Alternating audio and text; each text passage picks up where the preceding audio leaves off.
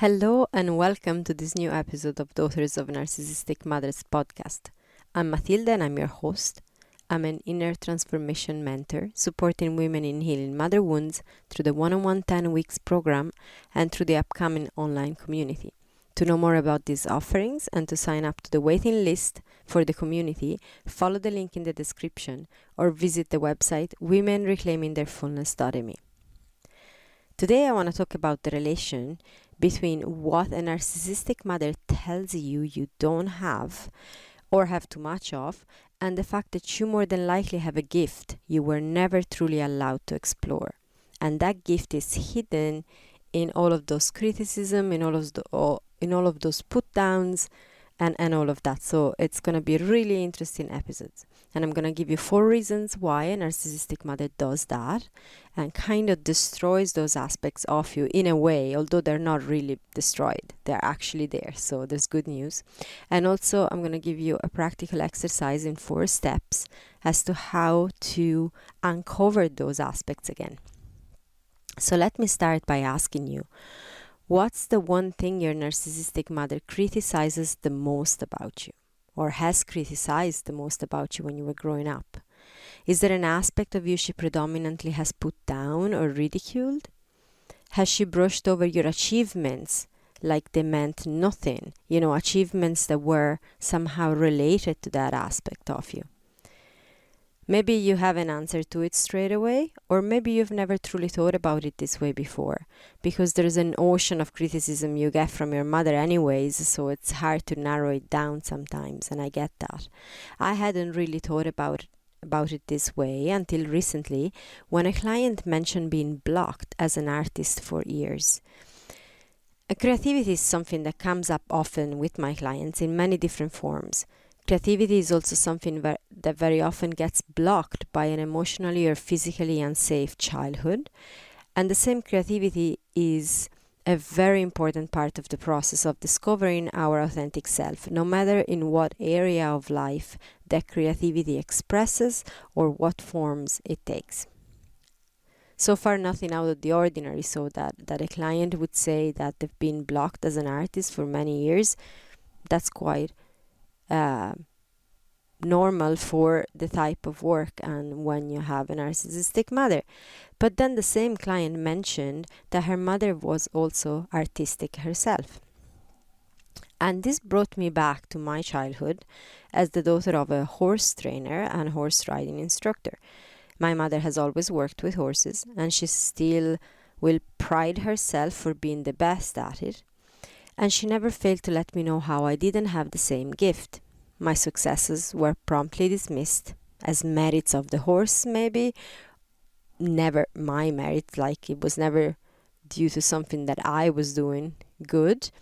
And a particular emphasis was put on the moments when, as a child, learning about horses, I was scared. As you know, they're big animals and it can happen to be scared. But I started noticing this pattern with other clients too, on different topics, of course. And a question formed: what if the thing your mother criticized, ridiculed, or pointed out the lack of in you the most was actually something you're gifted at? Or have the potential to be great at if allowed to safely explore, which because of all the put-downs, you haven't been able to safely explore? What if she had to tell you how not artistic you are, for example, because she was scared your talent would be superior to hers? What if she had to put you down on your sensitivity or intelligence or capacity to speak your mind, because those very traits were the ones allowing you to eventually call her out on her toxic behaviors? So often, working with clients, we come to this point where they realize how much of what they've been told by their narcissistic mother is actually untrue. I hear sentences like, "She always told me I was useless at," and you can fill in the blank there, "but I'm actually pretty great at it." Or, "I've never tried such and such, even though I wanted to, because my mother told me I wasn't good at it." Or, "She threw away my paintings when I was a child, saying they were rubbish, so I never painted again." Or in my case, she sold all the horses I did well with and told me so often I was not good at it that I eventually gave up. Does this sound familiar to you? Have you got your version of these too? The bottom line is that if your mother is a narcissist, you've probably been criticized, ridiculed, put down, or maybe only praised for things she liked and not those things you liked.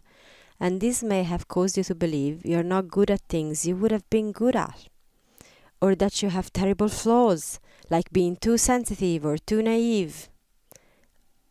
Flaws that actually are gifts. They're not flaws at all. So why does she do that? I said I was going to share 4 reasons why she does that, 4 main reasons. It makes no sense for a mother to put down aspects of her daughter to the point that the daughter learns that she's incapable altogether. Shouldn't it be the opposite? Would it not be more natural for a mother to encourage and support? And of course it would. But that's not how a narcissistic mother operates. She has to put you down or give you only conditional validation. And this is for a few reasons. Number 1, she fears competition. She is competitive. We said, if you go back to the episode of 10 signs of a narcissistic mother, competition with her daughter, a narcissistic mother is in competition with her daughter, is one of them. Much like Snow White's stepmother archetype, she can't accept another better looking than her in the whole realm. She can't be surpassed. So, like me with the horses or my client with art, if you showed potential to be better than her at something, and this is including your physical appearance, for those of you that have been put down on that, she had to stop that or take full credit for it, making your talents hers. Saying something like, she's great at it because I taught her well, or because it's clearly genetics. I've heard that. My mother has used genetics so many times to claim to claim credit for my own successes. Or because I paid for the best teachers. Never because of you. So always undermining your talent and your capacity to just be actually really good at something. The second reason is that she fears abandonment. So she needs her supply. If you become too good at something, you would be independent, which she can't have happening. If you are your own authentic self, pursuing your dreams with your great talent, you're not controllable and you won't offer the supply she needs anymore. So she can't have that. Third reason is she fears her public image falling apart. So she can't be exposed for who she is. She can't be vulnerable in front of others ever. And we know that for a narcissistic mother, for a narcissist in general, but the narcissistic mother is no exception, the public image is everything. It's so important, so important to them. They put so much energy into build that public image. If your talent is such that could potentially show her own incapacity or even her narcissism, for that matter, her game is over and she can't have that. My mother mocked me for being scared while horse riding, and I now know she was the one person who caused those fears in the first place. And I also know how I also now know how she has always been the one who was scared. She was really scared, but her public image was one of being fearless. So if I became better, her weakness she fought so hard to hide would have shown, or at least that's what her subconscious told her. Of course, that's not how it actually would be in reality, but that's what their subconscious tells them. And the fourth reason is that she fears her own shame. The inflated ego of a narcissist is only a desperate attempt to hide their lack of self-worth and the terrible shame they carry hidden inside. Same for a narcissistic mother.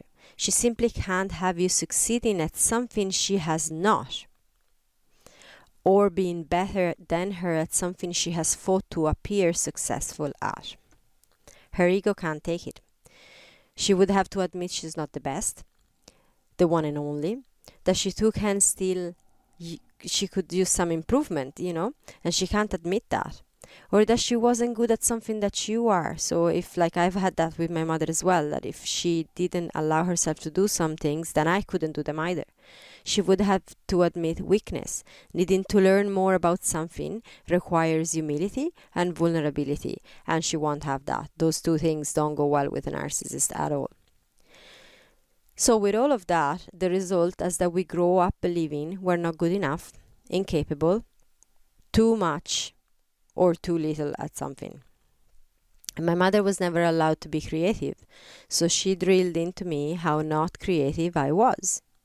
She was successful and fearless as a horse trainer, so she drilled into me how scared I was. She never had a lasting marriage, so she told me time and time again how ridiculously boring my marriage is. She could never allow herself to be sensitive, and my sensitivity irritated her to no end, so she told me it was a weakness and that I would do bad in life because of it. Can you see the pattern?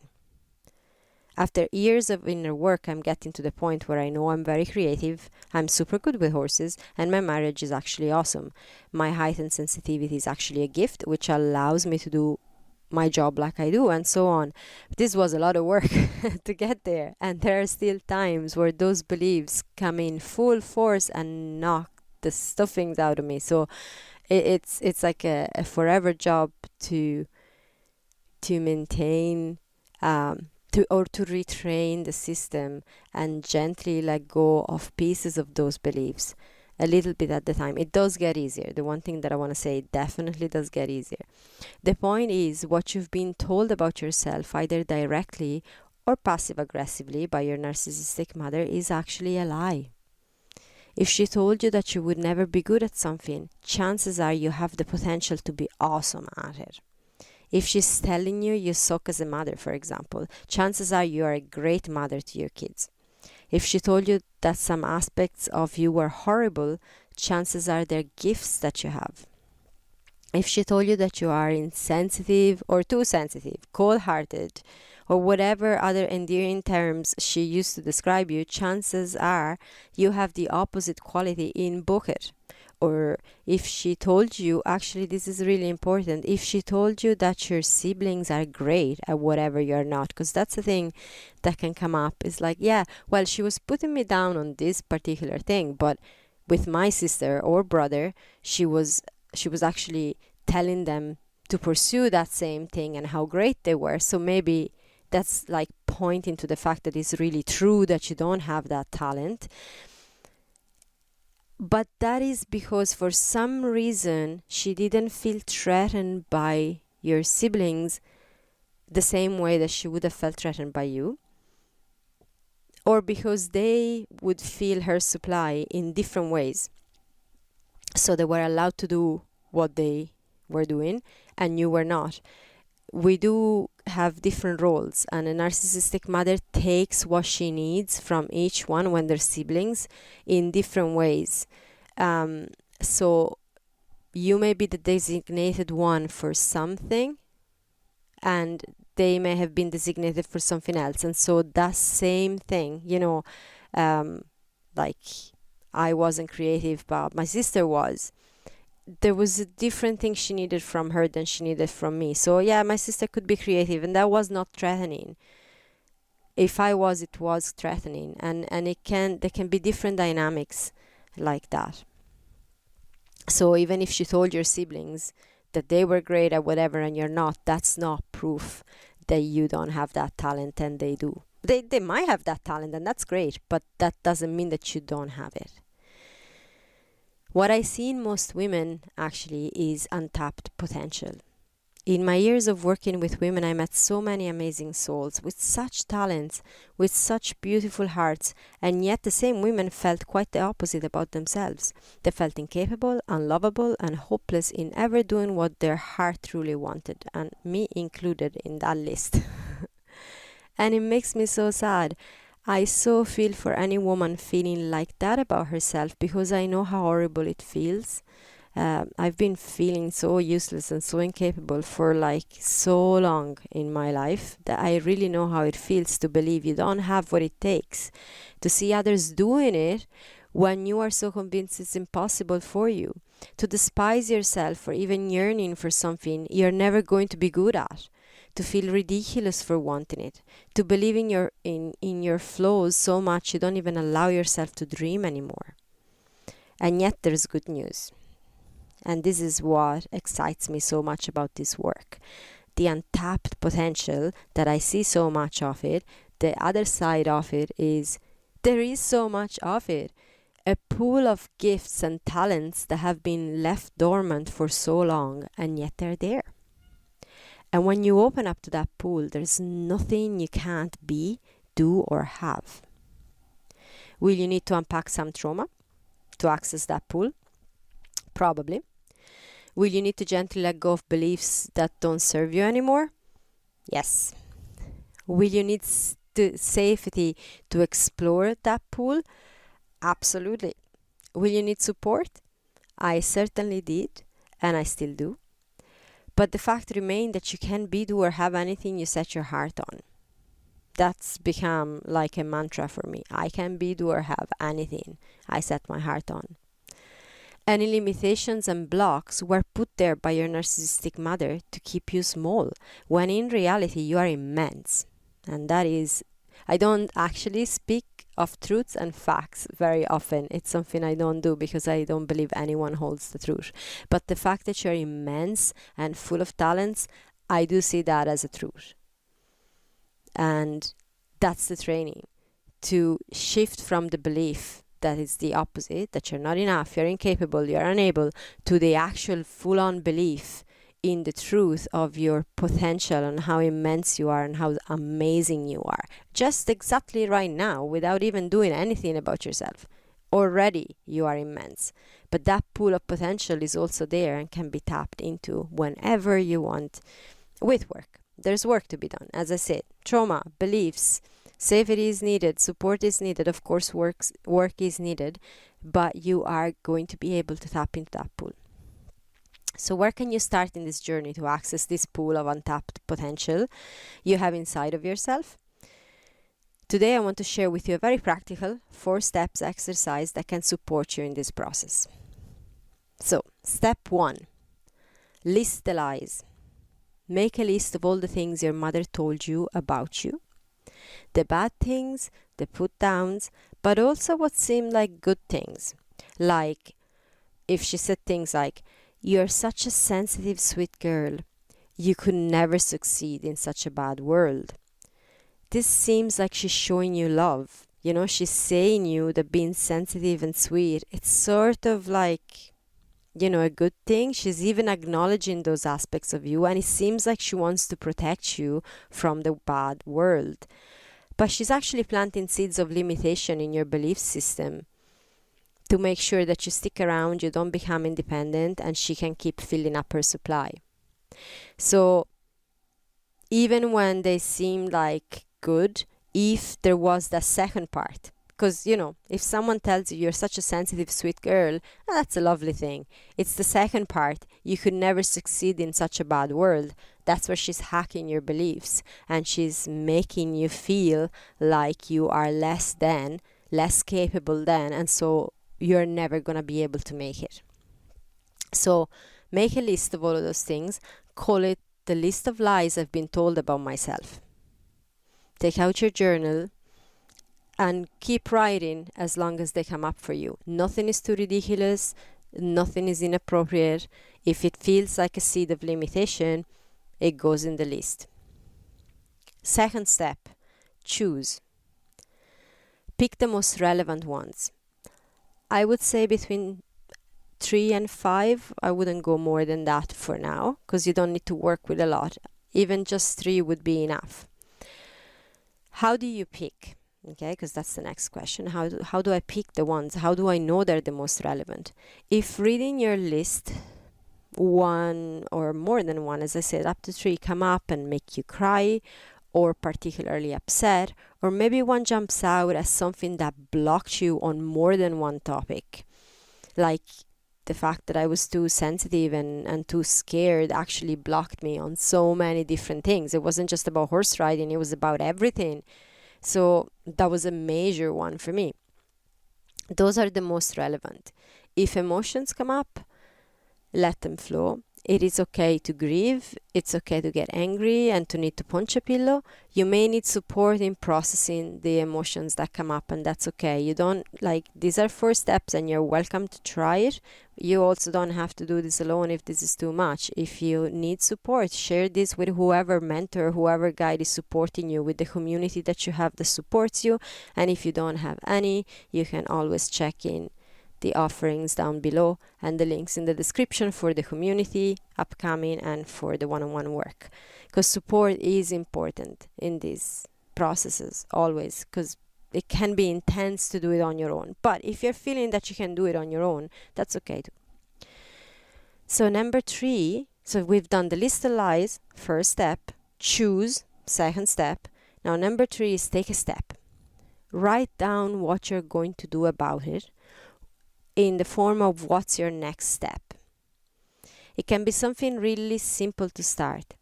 It's a one step at a time process, and movement is necessary. So when we have fear around something, or when we have limiting beliefs, what we're experiencing is we're stuck.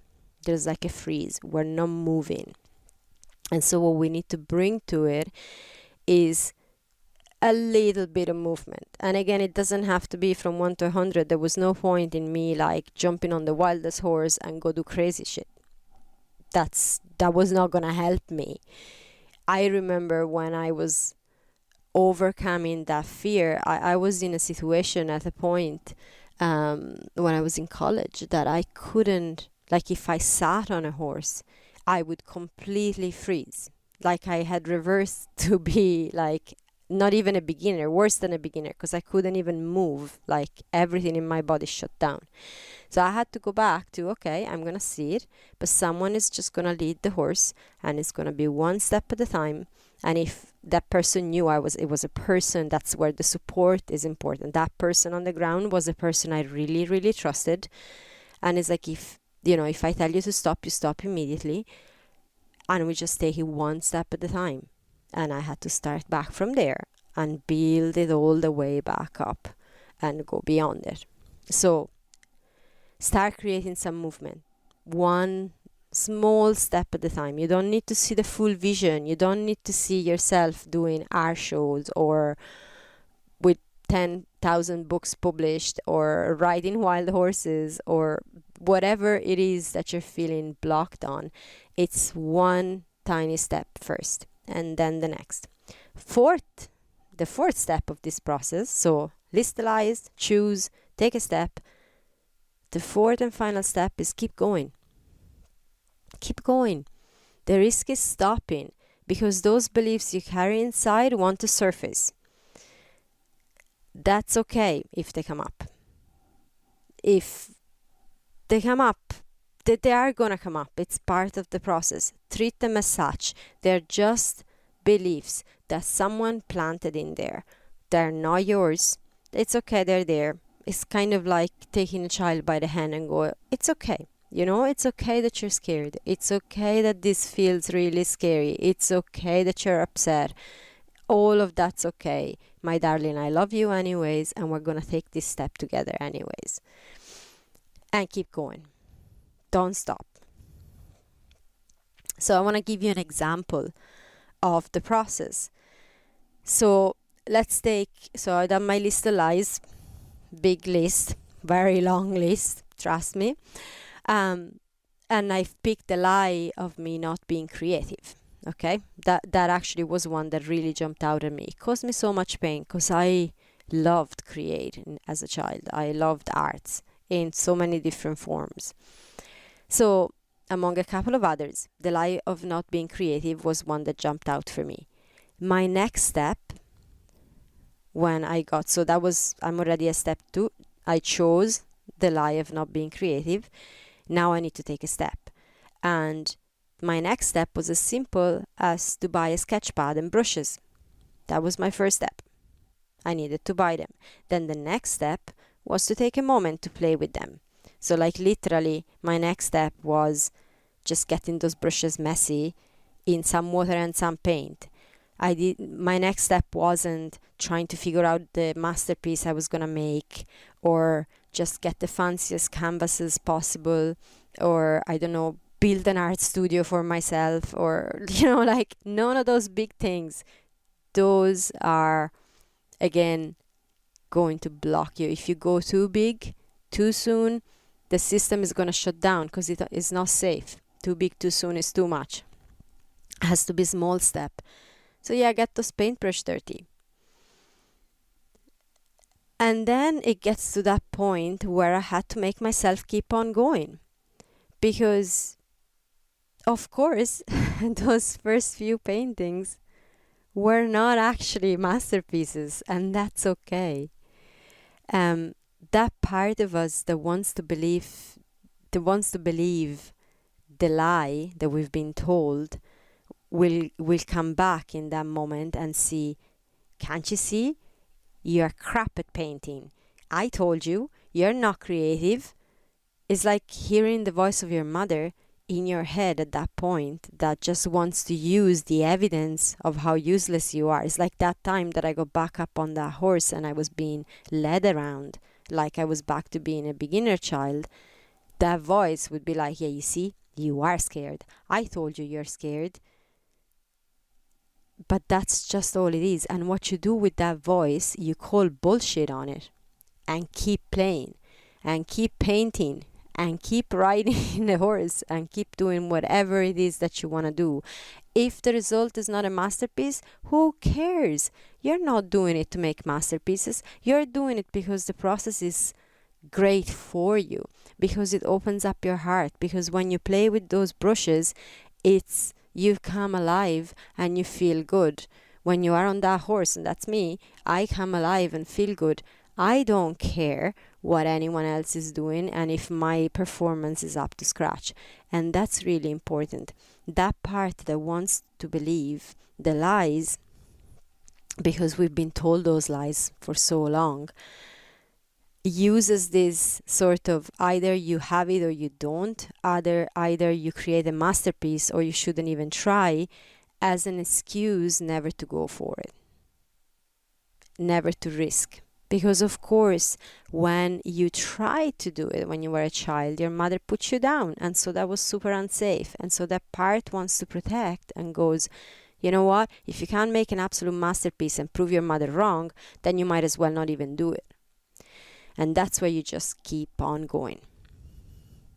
When I made my first few drawings that are just whatever, I called bullshit on her voice. I kept playing. I kept moving the paintbrush on paper. I started using markers. I made it even more messy and allowed myself to make a mess. Allow yourself to make a mess. Allow yourself those first few attempts, or 100 attempts, whatever amount, there is no limit, to be messy. There's a lot of good in being messy. And I know, again, that was another lie. We were never allowed to be messy, because messy was just bad and it looked bad, and our mothers told us it was bad. But messy is great, and so much amazing stuff comes out of messy. So keep the movement, even if it's small. One step at a time, you can create anything you want in your life. 4-step process. Start by listing the lies. Then choose up to 3 that jump out at you. Take a step, small step. You can write it down first and then you implement it. And then 4th step, keep on going. Keep on going. And if you need support, please feel free to reach out. If you have any questions on this, you can always email mathilde@womenreclaimingtheirfullness.me and ask your questions. I'm happy to support you.